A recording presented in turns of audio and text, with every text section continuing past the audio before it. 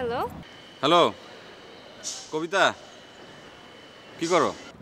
ও বাবু ভাই, এই তো শুটিং করি। তুমি দিলা না ভাই শিডিউল? কই এফডিসিতে? কয় নাম্বার ফ্লোরে? না, আউটডোরে। আউটডোরে? কোন জায়গা? আশুলিয়া। ও, আসবেন? আসেন না, কতদিন আপনার সঙ্গে দেখা হয় না। আরে কি বলো, তোমারে তো আমি সারাক্ষণই দেখি। তোমার ছবি আছে আমার মোবাইলে, সবসময় তো তোমারে দেখি। মোবাইল আর আমি এক হলো?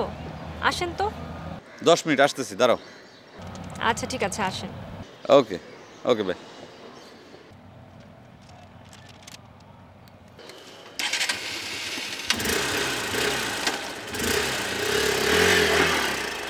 One, two, three, four, five, six, seven, eight, nine, 10, 11, 12, 13, 14, 15, 16. 1, 2, 3, 4, 5, 6, 7, 8, 10, 11, 12, 13, 14. হয়েছে ম্যাডাম, অনেক সুন্দর হয়েছে। আপনার নাচ তো অনেক খুলছে। আমার সঙ্গে থেকে থেকে আপনার নাচ আরো ভালো হয়ে গেছে।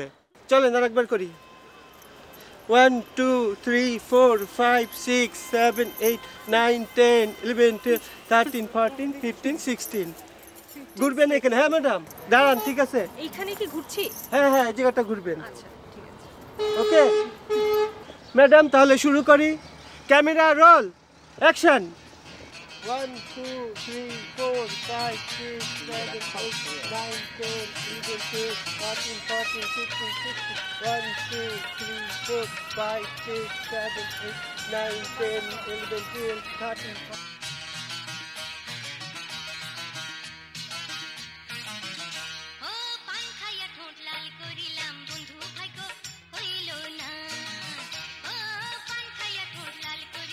One, two, three, four, five, six. এই প্রোডাকশন চেয়ার দে। আরে বাবু হয়েছেন? এই প্রোডাকশন চেয়ার লাগা। ও কি অবস্থা ডিরেক্টর সাহেব? শুটিং এর কাজ তো মনে হয় ভালোই চলতেছে নাকি? হ্যাঁ বাবু ভাই, চলতেছে।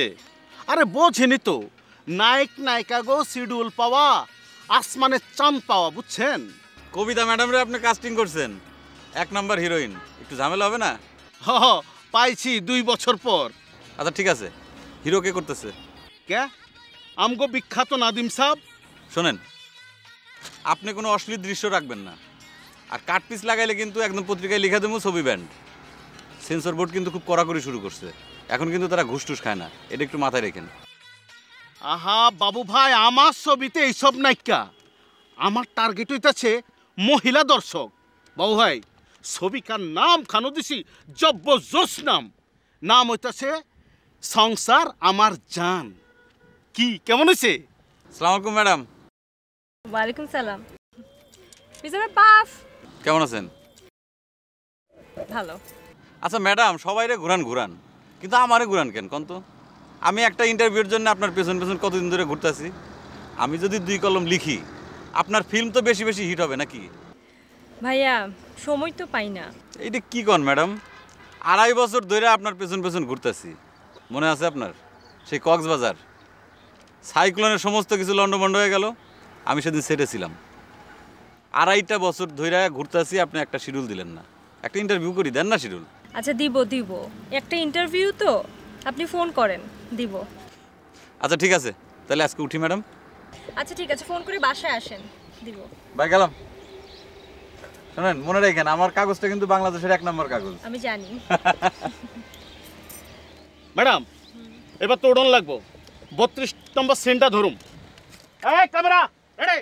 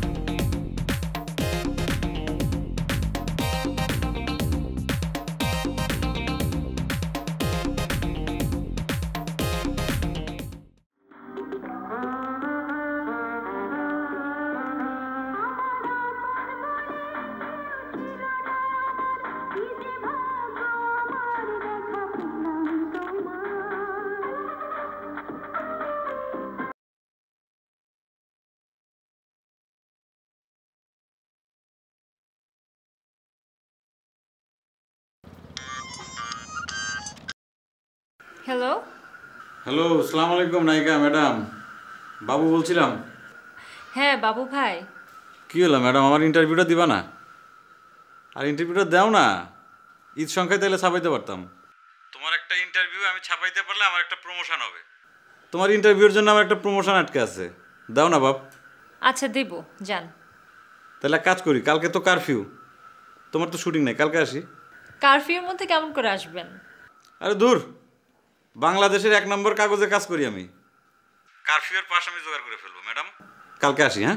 হ্যাঁ এই ম্যাডাম ম্যাডাম করেন না তো, আপনি আমার চেয়ে কত বড় আপনি জানেন না?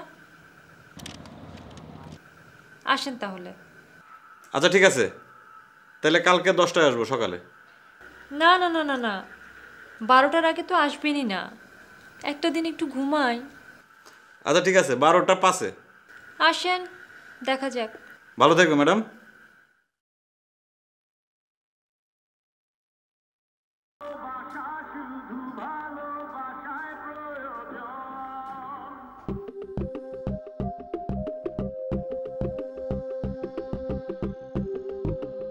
আরে কি ব্যাপার ম্যাডাম, তোমার তো মার্ভেলাস লাগতেছে, কাহিনী কি?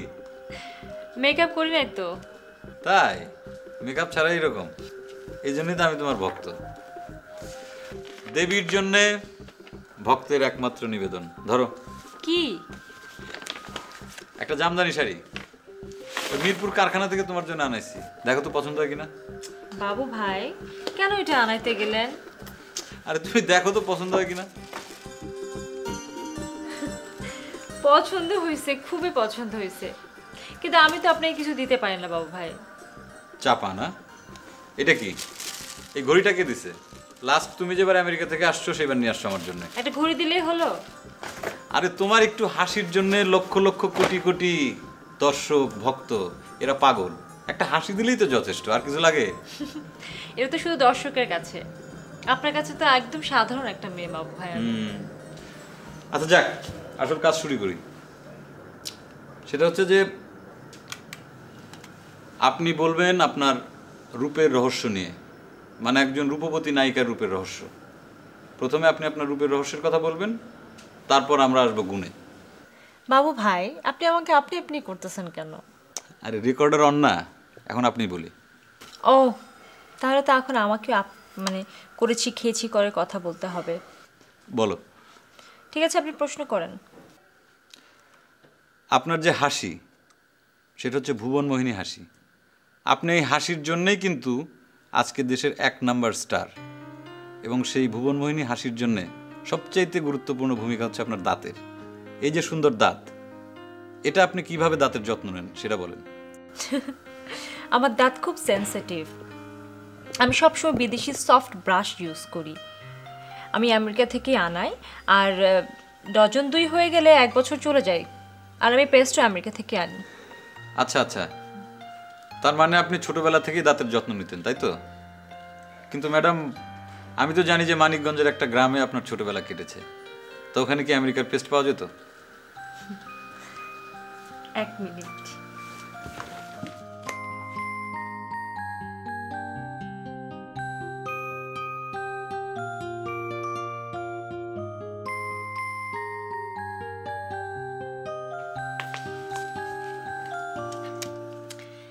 আমার ছোটবেলা কেটেছে মানিকগঞ্জের গ্রামে।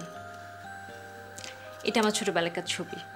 দেখেন আমার দাঁতগুলো কিন্তু ছোটবেলা থেকে অনেক ভালো ছিল, তাই তো? শোনেন, আমি ছিলাম বনেদি পরিবারের মেয়ে। মানিকগঞ্জে আমাদের বিরাট দোতলা বাড়ি ছিল, সামনে পুকুর ছিল।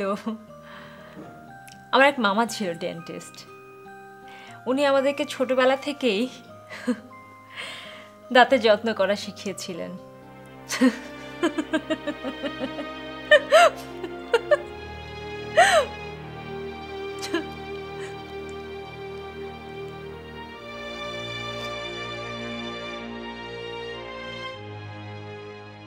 কি ব্যাপার, তুমি এরকম করতেছো কেন? কিরকম?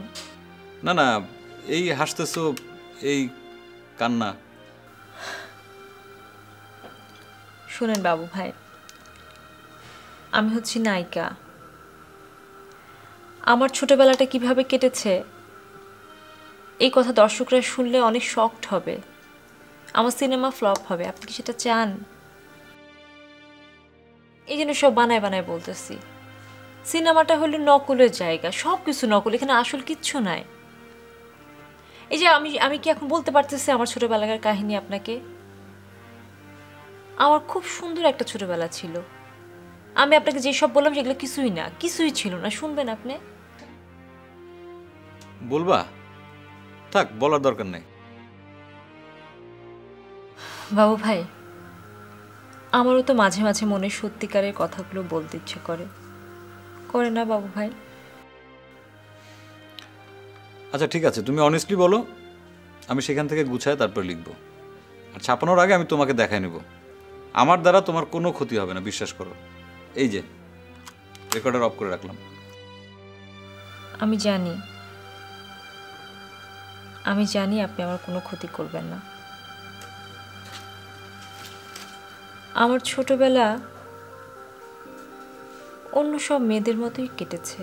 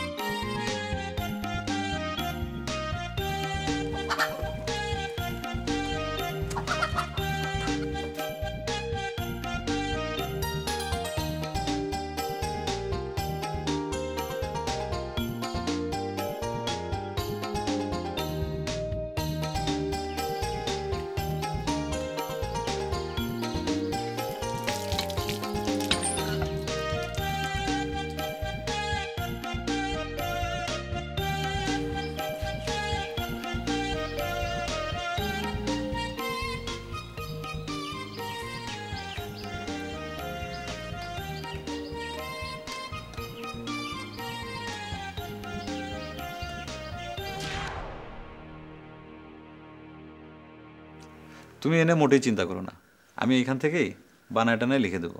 এই যে ধর লিখবো যে তোমরা বনেদি ফ্যামিলি ট্যামিলি ছিল তোমাদের, তারপর এইরকম আর কি এই লিখবো। বুঝছেন, আপনি এটাই লিখেন। নায়িকা রে ভাই, পর্দার মানুষ, বাস্তব মানুষ তো আর না। আচ্ছা ঠিক আছে, এইবার ফর্মাল ইন্টারভিউতে আসি। ঠিক আছে, তুমি নিজেই বলো,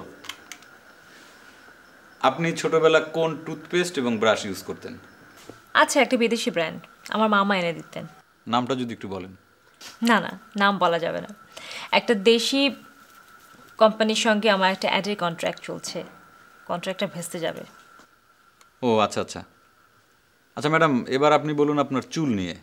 এই যে আপনার দীঘল কালো কেশ, ওই যে কবিতা আছে না, চুল তার কবেকার অন্ধকার বিদিশার নিশা, এইরকম কেশবতী কন্যা তো আমাদের ইন্ডাস্ট্রিতে নাই। বলেন তো আপনার কেশ নিয়ে একটু। চুলের ব্যাপারে আমি অর্গানিক। আমি চুলের দই দেই, আবার মাঝে মাঝে মেহেন্দি দেই, আর মুসুর ডাল দিলেও কাজ হয়, আগের দিন রাতে বেটে নিতে হয়। আর সপ্তাহে একবার শ্যাম্পু দেই, তবে কন্ডিশনার দেই না, ডিম লাগাই। আচ্ছা আচ্ছা, ছোটবেলায় যখন আপনি গ্রামে থাকতেন তখন তো এত কিছু পেতেন না, তো তখন কিভাবে আপনি চুলের যত্ন নিতেন?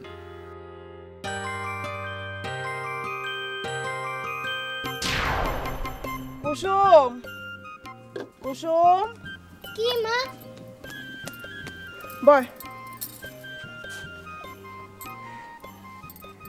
চুলের কি অবস্থা করে রাখছিস? হ্যাঁ, চুলের কোনো যত্ন আত্তি করস না, সাবান দেস না, তেল দাস না, কিছু না, সারাদিন টই টই করে ঘুরে বেড়াস।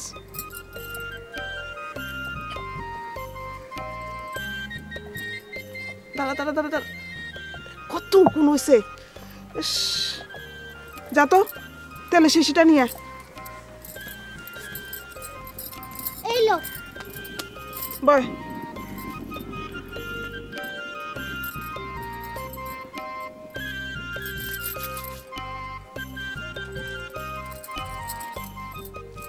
চুলের যত্ন আত্তি না করলে চুল থাকবো না, এ আমি কইয়া দিলাম।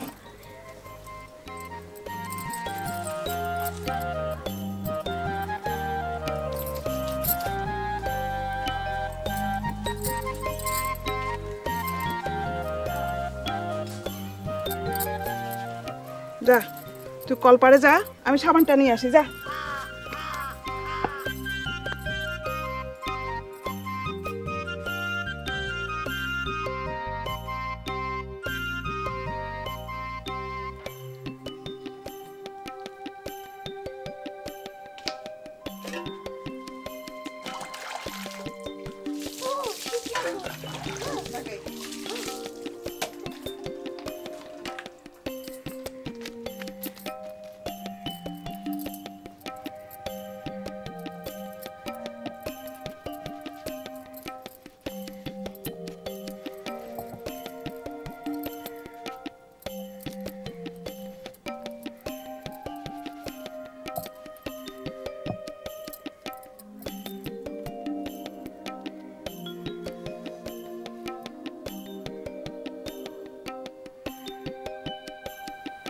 এই এ উকুন তো গেল না রে। হ্যাঁ, তোর তো চুল ফালা দিতে হইব। চল নাপিতের কাছে চল। আমি চুল ফলাম। আরে আয় নাপিতের কাছে।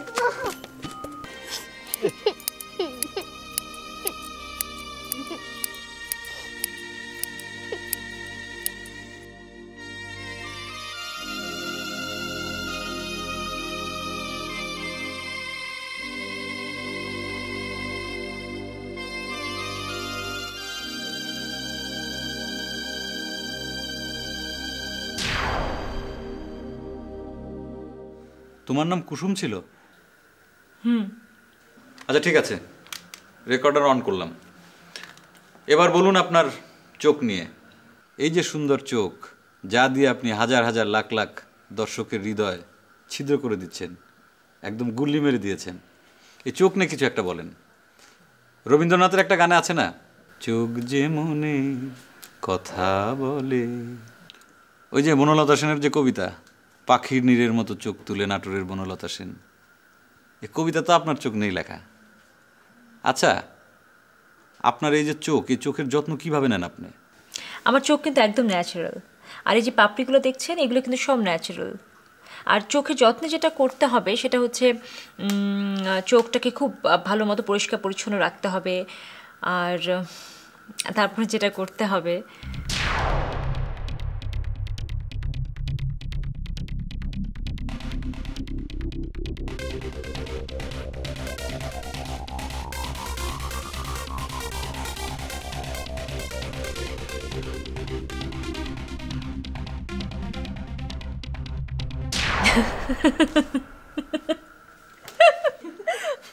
কি হলো, আপনি হাসতেছেন কেন?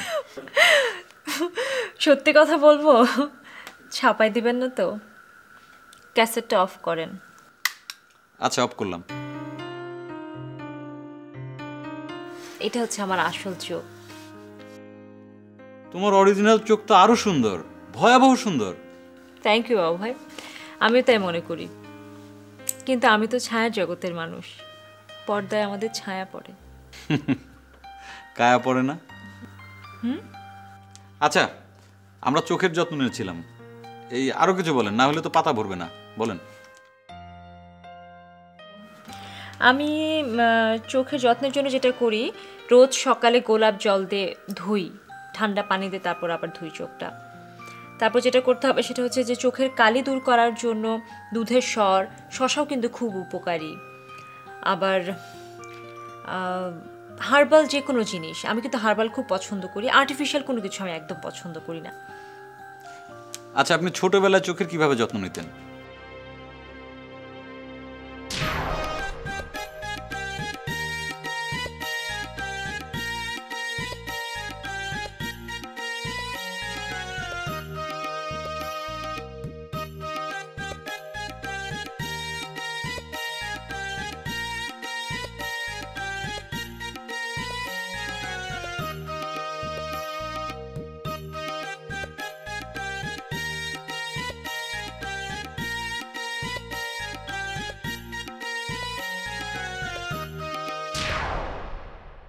আরে না না, এইসব বলা যাবে না ম্যাডাম।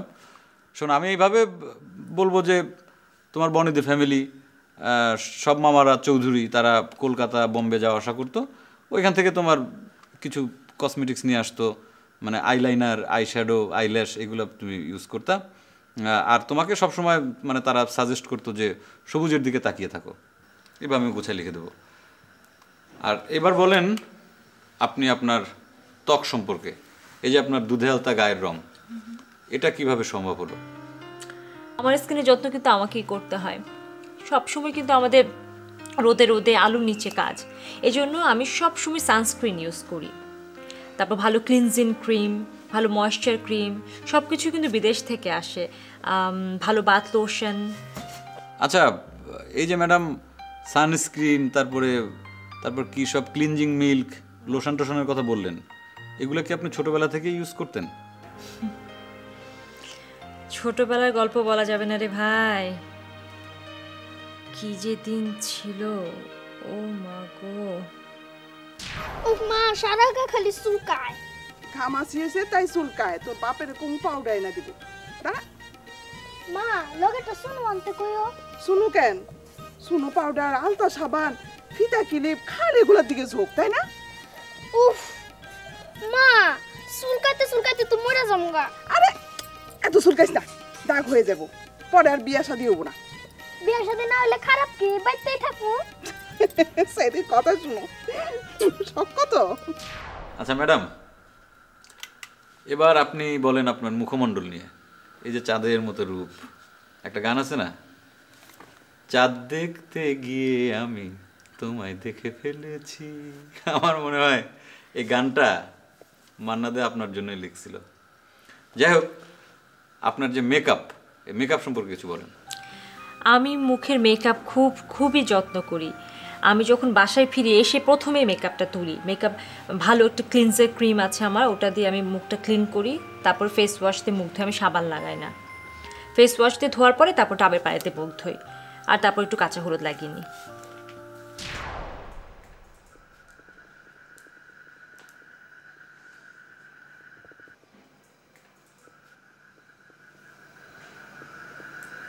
কুসুম, এদিকে আয় তো মা।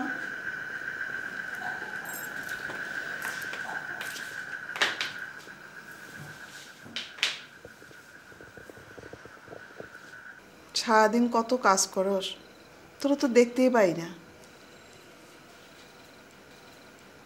মা, তোর মুখ এগুলো কি হয়েছে রে? মা, সারাদিন মেকআপ দিতে দিতে আর রোদে আর পাওয়ারওয়ালা লাইট নিচে চেহারা চামড়া পুইরা গেছে।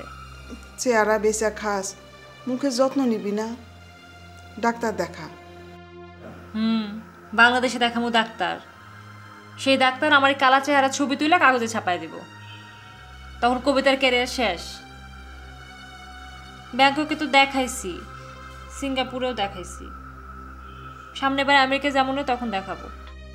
তোরে মেকআপ ছাড়া দেখতে ভয় লাগতেছে। মা, তুমি মা হয়ে এরকম করলে অন্য মানুষ কি করবো? তোরে তো ডাক্তার দেখানোর লেগে এইসব কথা কই, নাহলে কি এমনি এমনি কই? তুই কিছু মনে করিস না মা। আমাদের কসমেটিক্সগুলো কিন্তু খুবই খারাপ বাবু ভাই, মুখের চামড়া পুড়ে যায়। আপনি যদি আমাকে কোনোদিন মেকআপ ছাড়া দেখতেন বাবু ভাই। কবিতা, আমি তোমাকে মেকআপ ছাড়াই দেখছি। কবে? সেই যে সিলেটের চা বাগানে প্রডিউসার আমাকে সাথে করে নিয়ে গেছিল। তুমি ভোরবেলা ঘাসের ওপর খালি পায়ে হাঁটতে বেরোছিলে। আমি দেখছি যে তোমার মুখের চামড়া পুড়ে গেছে, আমি জানি। তারপর আপনি আমার এত প্রশংসা করলেন কেমন করে? আমি কিন্তু তোমাকে রিয়েলি পছন্দ করি কবিতা। আচ্ছা, আপনি আপনার ছোটবেলার মুখের যত্ন নিয়ে কিছু বলেন। বলবো না, কোনোই যত্ন করি নাই। আমার ছোটবেলায় ফেসের স্কিন ছিল খুবই সুন্দর, খুবই সুন্দর।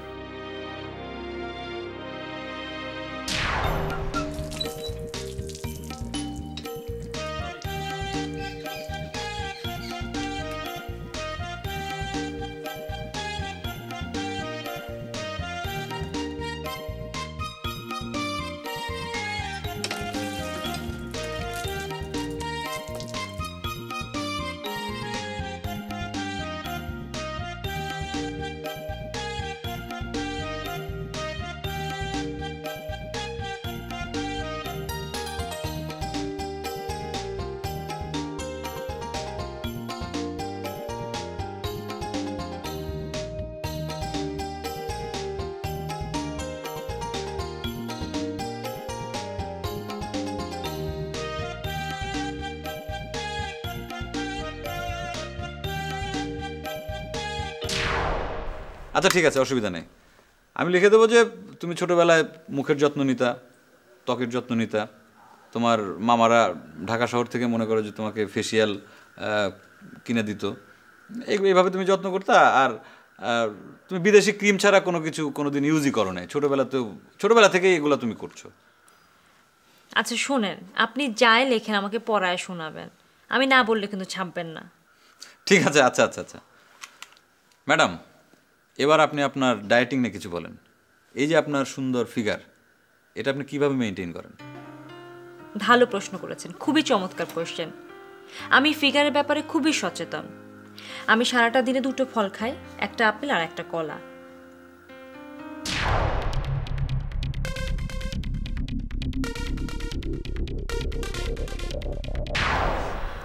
আর সকালে নাস্তা একটু টক দই আর একটু কর্নফ্লেক্স।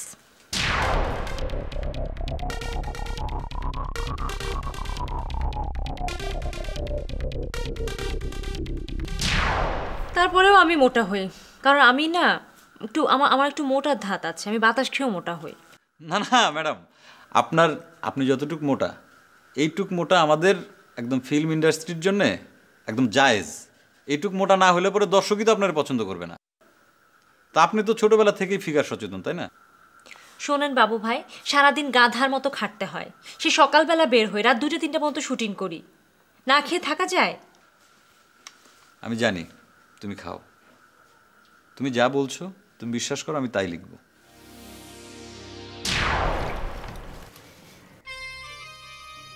খালি আলু ভর্তা, আর কিছু নাই মা? না, কি থাকবো, এটা যে পাইছস তাই তো বেশি। খা। খামু না। কেন খাবি না কেন? প্রত্যেকদিন আলু ভর্তা দিয়ে ভাত খেতে ভালো লাগে না। নবাবের বেডি আসছে, ভাত খাই নে, তারপর দুধ খাইস। গাই তো এখনো আছে, দুধের অভাব নাই। কি হলো, খাস না কেন?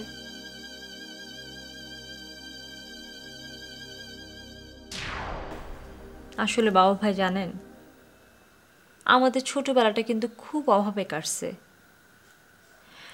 আমাদের শরীরটা ভালো, তার কারণটা কি জানেন? আমাদের নিজেদের গরু ছিল, অনেক হাঁস মুরগি ছিল, ডিম দুধ খাইছি, ভালো সবজি খাইছি, নিজেদের সবজির বাগান ছিল। এখন এটারই অভাব। এখন তো টাকা আছে, কিন্তু আসল জিনিসটা পাওয়া যাইতেছে না, সবই ভেজাল। আচ্ছা আচ্ছা ম্যাডাম, আপনি মানিকগঞ্জের গ্রাম থেকে এই ঢাকা শহরের গ্ল্যামার জগতে কিভাবে এলেন সেটা বলেন।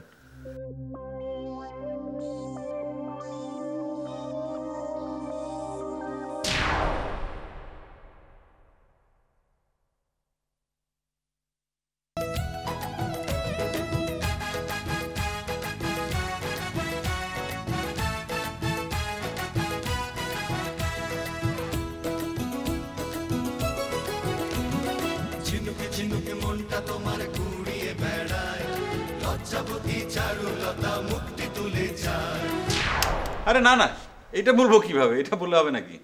আমি যেটা লিখবো যে তোমাদের ফ্যামিলিটা ছিল একটা বনেদি ফ্যামিলি। বাড়িতে বড় বড় উচ্চাঙ্গ সঙ্গীতের আসর হতো, বড় বড় ওস্তাদরা আসতেন, তাদের কাছ থেকে তুমি গানের তালিম নিতা। আর সারা বাড়িতে একটা মনে করো যে সাংস্কৃতিক পরিবেশ বিরাজ করতো সবসময়। ব্যাস, তো সেই কালচারাল পরিবেশে আপনি সঙ্গীত, নৃত্যকলা, অভিনয় এগুলোর ওপর তালিম নিতে থাকলেন, তাই তো? বলো। বড় বড় সব ওস্তাদদের কাছে আমার শিক্ষা। ওস্তাদ বদর আলী খান, ওস্তাদ জাহাবাজ খান, এইসব। কি হলো, হাসতেছেন কেন ম্যাডাম? আচ্ছা ঠিক আছে, এবার আসি ম্যাডাম ওই প্রসঙ্গে, মানে আপনি গ্রাম থেকে শহরে এই ফিল্ম ইন্ডাস্ট্রিতে কিভাবে এলেন সেটা বলেন। ঢাকা এফডিসি থেকে বিজ্ঞাপন দেয়া হলো, নতুন মুখে সন্ধানে নেওয়া হবে। আমি অ্যাপ্লাই করলাম, মামা উৎসাহ দিলেন, মা উৎসাহ দিলেন। কাজীপাড়া নিবাসী মৌলভী মোহাম্মদ আবুল কাশেম, পুত্র মোহাম্মদ ইলিয়াস আলী, পেশায় পাটের ব্যবসায়ী, মুসলিম শরীয়ত অনুযায়ী ৫,৩০১ টাকা মহারণা ধার্য করিয়া আপনাকে বিবাহ করিতে আসিয়াছেন। আপনি যদি রাজি থাকেন তাহলে বলেন কবুল। বলেন বলেন কবুল। বলছে বলছে। বলছে না? আলহামদুলিল্লাহ। আমার মার কাছে রেখে আসেন, একলা একলা ডর করে।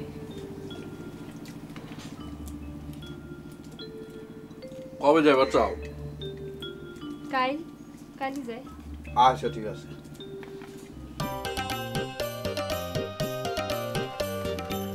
আম্মা, আম্মা, আসছস? আসসালামু আলাইকুম আম্মা। ওয়ালাইকুম সালাম। বাবাজি ভালো আছেন? জি জি, বউ তো পোয়াতি, যখন তখন অবস্থা, তাই আপনার কাছে রেখে গেলাম। বাচ্চা কাচ্চা হইলে আমার খবর দিয়ে। আপনি কোনো চিন্তা করেন না, তাই আপনিও খোঁজ লইয়েন। চলেন ঘরে চলেন, ভাত খাইয়ে যান। মুরগি ধরতে বলি। মুরগি ধরবেন? তাইলে খাইয়েই যাই। চাচি, ও চাচি, চাচি, ও কি রে, কি কস? আপনার মেয়ের জামাই নাকি গাড়ির নিচে পড়ে মারা গেছে, শুনছেন? কি কি কস? কি করলি তুই?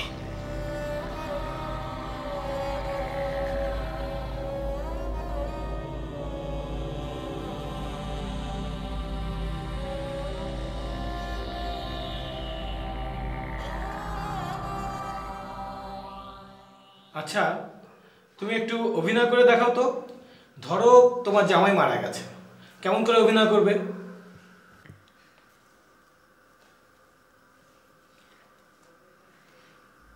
মা, মা লোকটা কি কয়ে গেল? কি কয়ে গেল লোকটা? সাইফুলের বাপ রোড অ্যাক্সিডেন্টে মারা গেছে মা। ও মা, মা লোকটা কি কয়ে গেল? সাইফুলের বাপ রোড অ্যাক্সিডেন্টে মারা গেছে মা।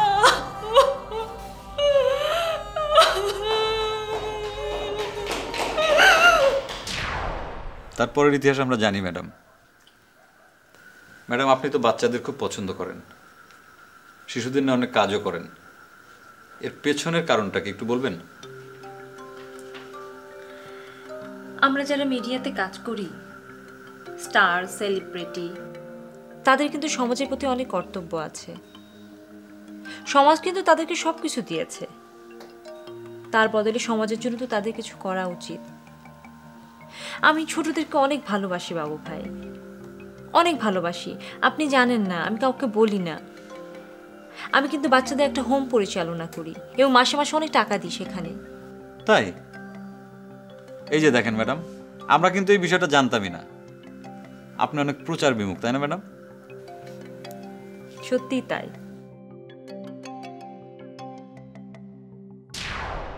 তাহলে তুই কি করতে চাস? বাচ্চা কোলে নিয়ে আমি নায়িকা হইতে পারব না। বাচ্চা কাচ্চা আছে শুনলে কেউ ছবি দেখে না মা। বিবাহিত মেয়ের ছবি কেউ দেখে না, দর্শকরা মেনে নেয় না। আমি তাহলে কি করুম?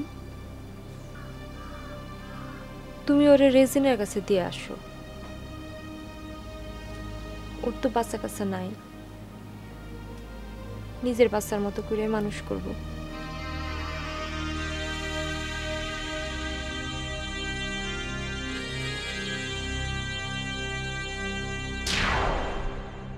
বাবু ভাই, আমি কিন্তু আপনাকে নিজের লোক মনে করি।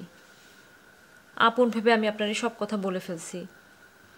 আপনি যাই কিছু লিখবেন আমি কিন্তু দেখায় লিখবেন, বুঝছেন তো আমার কথা? কবিতা, তুমি বিশ্বাস করবা না যে আমি তোমাকে কতটা পছন্দ করি। তুমি নিশ্চিত থাকো, আমি এমন কোনো কিছু লিখবো না যেটাতে তোমার ক্ষতি হবে। আর কোনো কিছু লিখলে সেটা ছাপানোর আগে আমি তোমাকে দেখিয়ে নেব। তুমি শিওর থাকতে পারো। আন্টি কেমন আছো? ভালো আছি জন, তুমি কেমন আছো? ভালো না, মা আমাকে দার্জিলিং এ হোস্টেলে দিয়ে দিচ্ছে। সেই জন্যই তো ওকে নিয়ে আসলাম। কালকে ওকে দার্জিলিংয়ে দিয়ে আসবো, বোর্ডিং স্কুল, ভালো থাকবে। আমাদের পাশের ফ্ল্যাটে 2টি বাচ্চা পড়ে।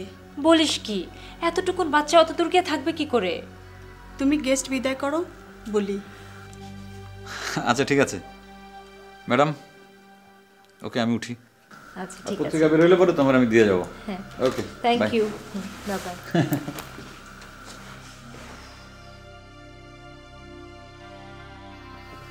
এতটুকুন বাচ্চাকে পাঠাবে কি বলছিস তুই?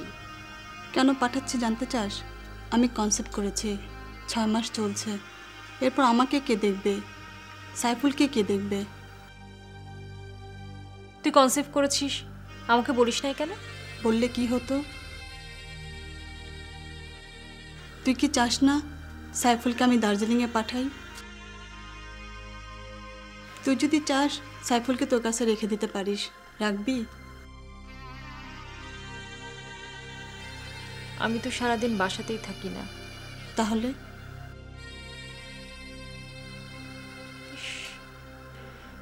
মা যদি এতদিন বেঁচে থাকতো তাহলে হতো। কাঁদিস না আপা, সাইফুল আমার ছেলে, ও আমারই থাকবে। আমার নিজের ছেলে হলেও তার চেয়ে বেশি আদর করব। কিন্তু হাসিম, তোর জামাই, ও তো সাইফুলকে খুব ভালোবাসে।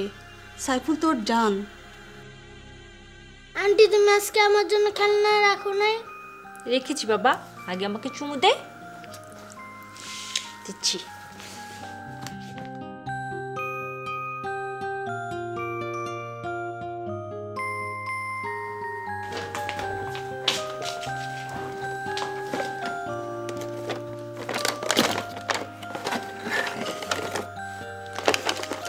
কেমন সুন্দর না?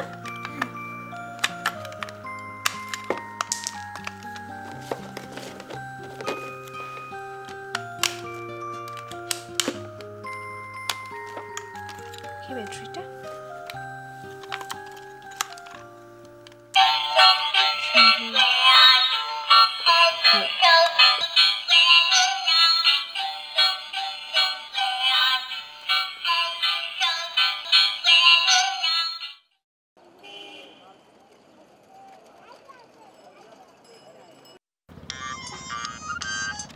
ম্যাডাম ফোন বাজে। হ্যাঁ রেজিনা, হ্যালো, আমরা বাসে উঠে যাচ্ছি, তুমি সাইফুলের সাথে কথা বলো। দাও। Aunty bye bye. বাই বাবা, ভালো থেকো বাবা। আন্টিকে চিঠি দিও। আচ্ছা। বাবা মার জন্য মন খারাপ করো না বাবা। আচ্ছা করব না। আন্টির জন্য মন খারাপ করো না। আন্টির জন্য করব। দার্জিলিং এ আমাকে কে মাসে মাসে খেলনা কিনে দিবে?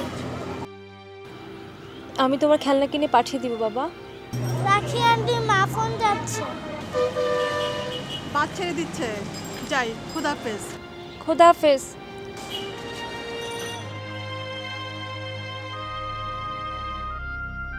কি আছে ম্যাডাম, কাঁদতেছেন কেন? আমার একমাত্র ভাগ্নে আজকে বিদেশ চলে গেল, তো ওর জন্য অনেক খারাপ লাগছে। ও আমার অনেক আপন ছিল।